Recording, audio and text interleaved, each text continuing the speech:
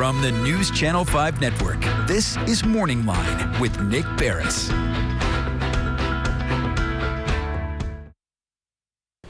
Good morning, everyone. Thanks for joining us on Morning Line. I'm back with you on a live program this Thursday. It's good to have you here.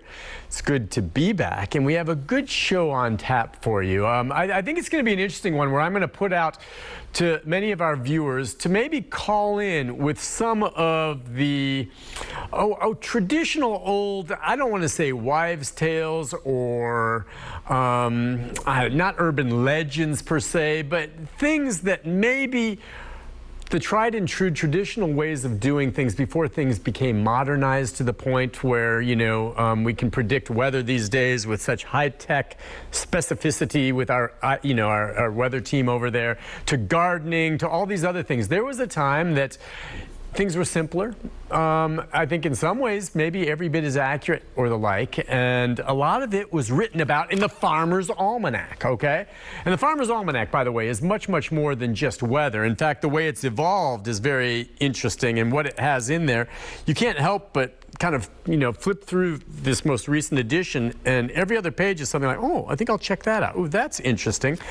But the Farmers Almanac has been around since 1818. Most all of us have probably heard about it one way or the other.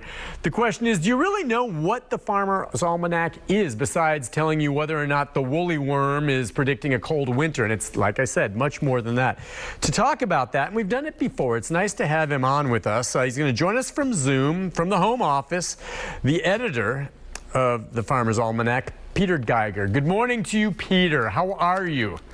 I am doing so good. We had weather that was like in the 40s last night. I felt refreshed. I felt vindicated. Where are you exactly? Remind us again where it's published. Well, I'm in Lewiston, Maine. So I live in Maine. And I've been in your studio, and I love Nashville. And I've had some, 20 years ago, I had some great call-ins, and just a wonderful city. So it's a pleasure to be here and to talk about the Farmers Almanac, because really, sometimes people think it's a weather book. And once you know what the winter's going to be, well, now I know what the Almanac is about, but it really is so much more.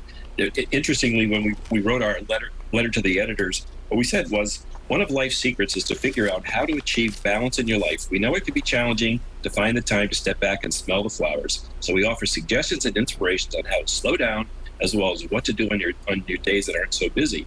And then we say, one of the best parts about the printed edition that you're holding in your hand is that you can control when and what you read. Just as you mentioned, every other page has got something that piques your curiosity. And so that's what the Almanac is about. It started in 1818. There were hundreds and hundreds of almanacs. Most were called farmers. And if you were a printer, you printed Bibles and almanacs. And over the years, only 2 or 3, maybe 4 almanacs have survived. So we're one of them. And it was really because when our editor passed away, somebody took it over, and it stayed in that family for 75 years. My dad did it for 60 years. I've been doing it for almost 40 years. So the Almanac really was a guide to good living. It was a place for people to go to find out how to do things, what to think about. And as you alluded to, before you had all the sophistication of computers, people observed what was going on and what kind of a winter it would be. And so on our website, which is farmersalmanac.com, there's the 20 signs of a hard winter. And so the woolly bear caterpillar is one of them. Persimmon seed's another one. The thickness of the husks on corn.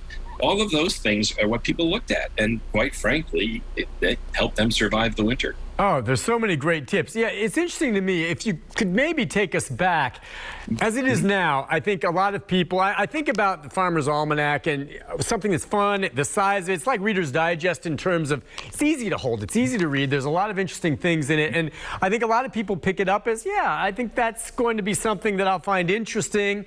I enjoy reading it. But wasn't there a time where the Farmer's Almanac, before, as you said, computers and before modernization to a sense, back in the 1800s and early 1900s and the like, was something that, people really, really, truly depended on? Like I said, I don't necessarily depend on this. I appreciate it and I get good ideas from it, but I could probably live without it. Was there a time where the Almanac and the ones you described really were very important to people, farmers and others? Well, exactly. What did you read back in the 17 and 1800s? And right. There weren't newspapers, there weren't magazines. And so you had an almanac and you hung it because there was a hole in the corner, and you referred to it. And so it's not unusual. In fact, last week, a woman from Connecticut mailed me 50 old copies of almanacs dating back to 1758, like that.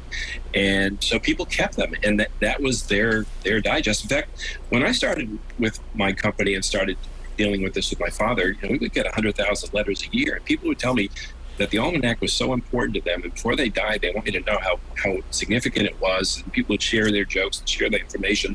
But then for the 200th anniversary, which was the 2017 almanac, I went through all the almanacs, took a few weekends and read everything, and then I put together a section in the 2017 almanac, which is downloadable on the website, and it had all the bits of advice. For example, in 1834, we were telling people, you shouldn't use tobacco; it's bad for you.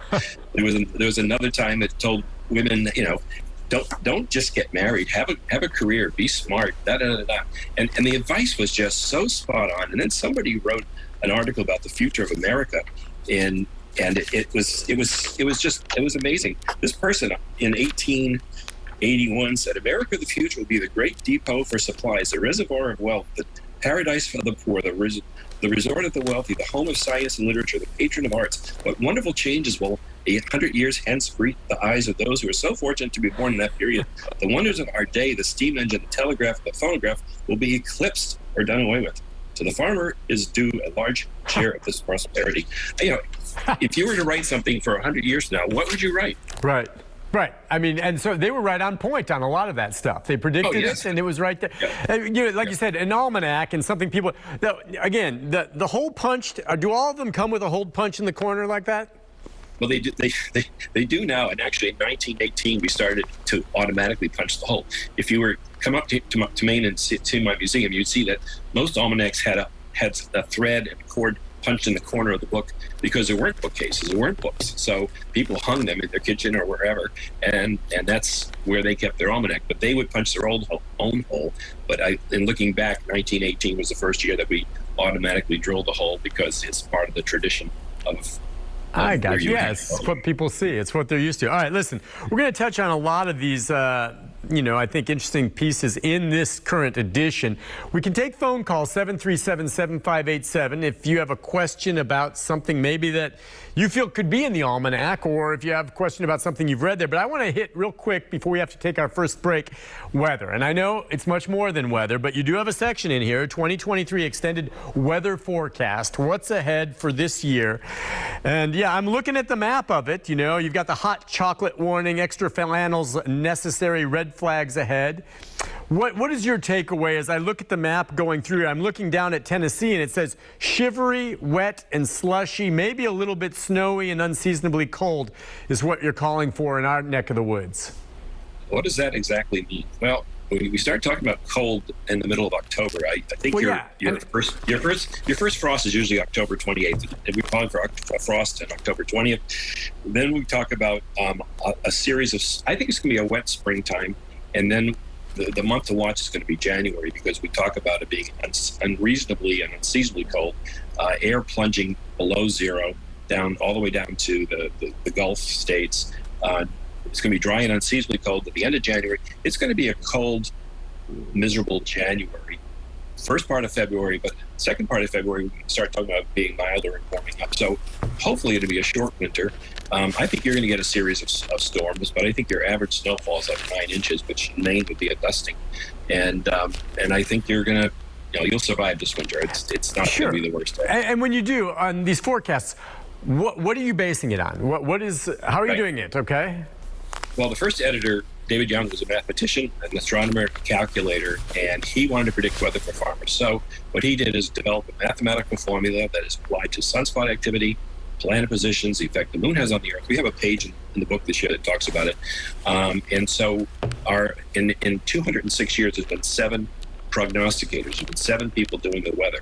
That's one benefit. And the other benefit is the mathematical formula seems to still work very well. I mean, there's climate change and there's all these things, but I think basically what we do works.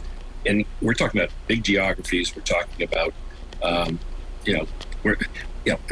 heavy snow or very hot or something like that. So it's not as specific as what is going to be today and tomorrow. But we do have 3-day increments where we talk about what the weather is. So it gives you a good idea. So you're going to get married next year. You're going to plan a vacation next year. It gives you enough information to make some decisions, and I think for the most part we do a really good job. Yeah, because that's the one thing. It is a really extended forecast. Our weather team does a great job, but for the most part, Leland's not going to take you much more than 2 weeks beyond where you're looking at, and even then he'll say 2 weeks from now is a tough one to put a finger on.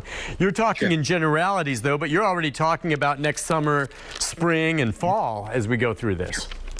Well, absolutely, and you know, a few years ago there was a hurricane that evacuated Florida, evacuated Georgia, kept coming up the coast. We called for the same hurricane. We said it would hit North Carolina and the maritime provinces of Canada, and we were off by 3 or 4 days. But it never rained in Florida or Georgia. And so, was I right or was I wrong? I was missed it by 3 or 4 days, but I had exactly where it was, versus the weather people who were evacuating Florida because it was going to be so bad. So, yeah, weather is weather. I think we do a great job going forward. And if you're planning something, where are you going to go? And I think we're about as good as anybody, I think, when it comes to long range.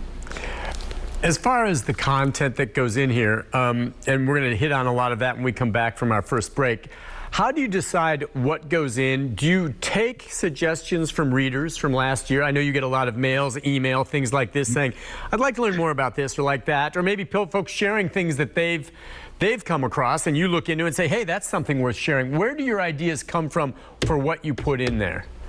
Well, we look around what's going on in the world, and we don't talk about COVID. We didn't talk about Civil War in the 1860s. We didn't talk about World War II, even though my father was putting the Almanac together for the South Pacific. But Sandy and I are paying attention to what's important. So right now, taking stress out of life is really important. Everything's very expensive right now. So we have hints on how to freeze eggs. You know, if you can find a sale on something, we can talk about how to freeze it. We have a story about let's see. Not just read out. If you have clothes that you want to throw away, what do you do with clothes that you want to get rid of? We're trying to be very environmentally helpful. I really like that part of it. I mean, the environmental part. Yeah, freeze. Yeah, I like this. How to freeze eggs, butter, milk, and cheese so you can buy more when they're on sale. Listen, we got to take a break on that. I want you to talk a little about that. Can you freeze the whole egg, or are you talking about you have to crack it? That's what I want to know. I'd like to freeze my whole darn egg, but I bet that's not the way it works. We'll take a break. We'll be back. We'll talk more about that. We're going to take some phone calls as well. 737-7587. Do you freeze your eggs? What other tips maybe do you have, or questions with regard to the Farmers Almanac? We'll get back and more with the man who basically publishes it along with Sandy. Peter Geiger's with us, editor, and it's going to be an interesting conversation the rest of the show. We'll be back with more of your calls and him right after this.